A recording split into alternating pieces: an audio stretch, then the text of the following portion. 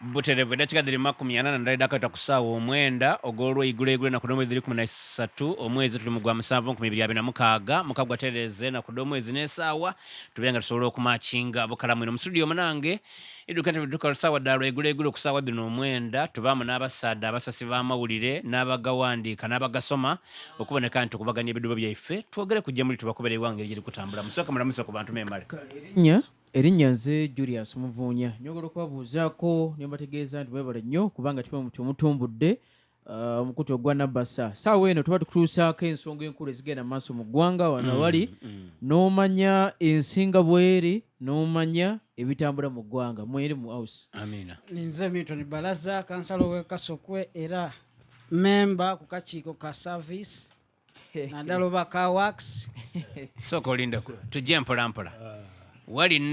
n'omusaada wange mweyigaliza motoka ng'oyambaire suuti ya blue ng'oli ku lobinga kuba yamala yanka ati Balaza awula wuzibu aye kadi akayirugaza oti nziiri ako kantamire bananga kakola kagongo akenda waikoke yakogera kuno akati kyamaani obaire kyati kansinire banange ati kati mudofu kyolina okumanya mu nsonga za politics nga mulwanyi bwagamba nti waliwo abamu abagenze bali agafa ag'amaanyi ewa Muzeeyi Museveni naye nga basooka kumukuba kati bano basobola okuba akagoda okubawa ebifo ono tiyakuba aye kabiri akubye nga indirectire MPO yaliyo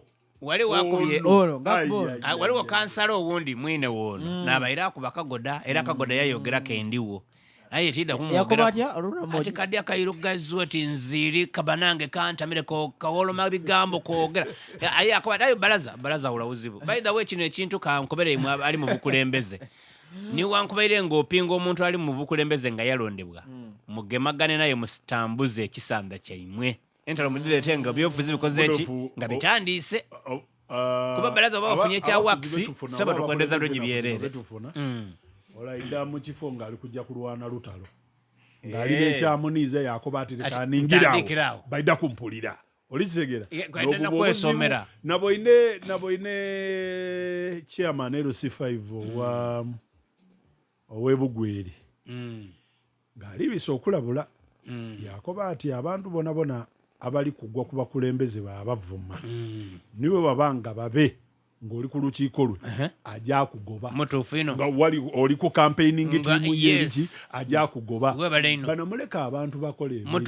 abakulembeze nabo betwalonda nawe era nze Balaza muzira ku tabu bwasoma ebifo bye bena aye tumusaba akendeze kubanga olundi baidamu takakiika kasoloza enziko ku kyalo